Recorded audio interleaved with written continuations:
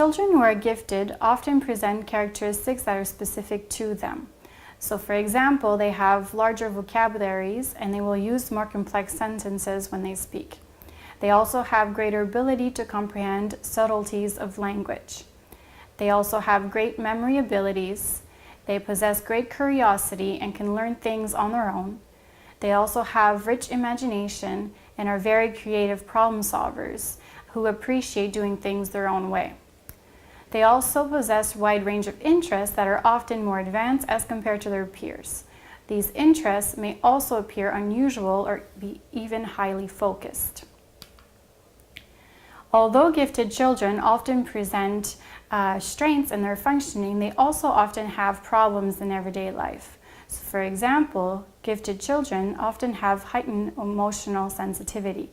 So they tend to form strong attachment to people, to places, or things, and may consequently have difficulty adjusting to new situations or environments. Because of such emotional sensitivity, they may also be accused of overreacting. Some gifted children may also present psychomotor overexcitability, as demonstrated by a surplus of energy, being excessive talkers. They may also act impulsively, display nervous habits, or show intense drive, and may also misbehave and act out. Gifted children also present heightened sensitivity to their environment, where we often find hypersensitivities to visual, auditory, tactile, olfactory, or gustatory information. Gifted children also have difficulty with peer relations. So that at a younger age, gifted children's play is often more complex and it is therefore more difficult for other children to comprehend, which often leads to frustration. At an older age, gifted children have difficulty making friends, given that their peers do not always share their interests. Therefore, gifted children often appreciate making friends with other children that are not necessarily their own age, but that share their interests and have similar skills.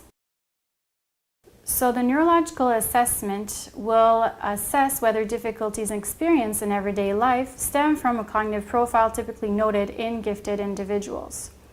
Also, through the assessment, it is possible to identify the presence of asynchronies between different spheres of the child's functioning and therefore identify the possible presence of a disability.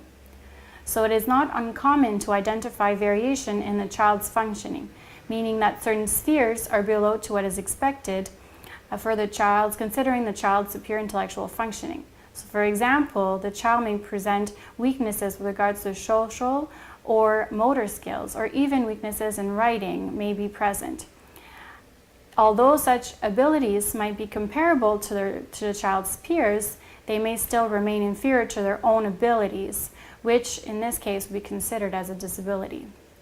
So based on the obtained clinical impressions, different recommendations can be proposed to improve the child's cognitive, behavioral, and psychological functioning.